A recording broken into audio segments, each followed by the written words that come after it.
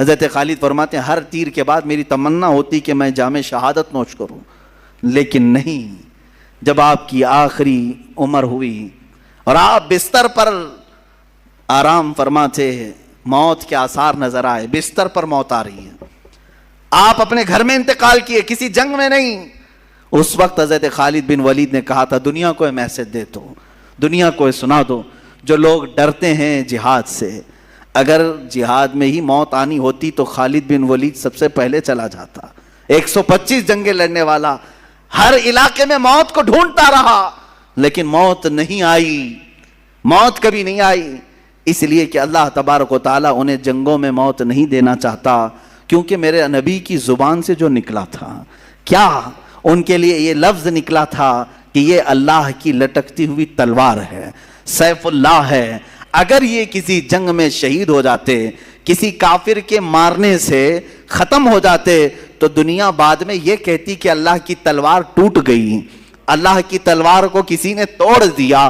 اس لیے میرے مولا نے اس اللہ کی تلوار کو صحیح سلامت رکھا، اور آج تک وہ تلوار اپنی قبر میں صحیح سلامت ہی ہے، صحیح سلامت ہی ہے۔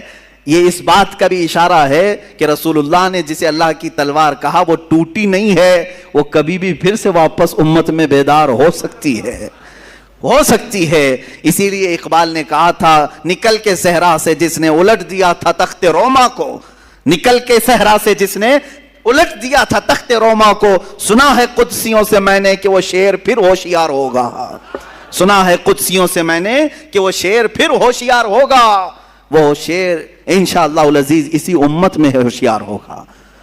یہ لیکن شرط یہ ہے کہ ان مجاہدین کو سنا جائے اور سنایا جائے۔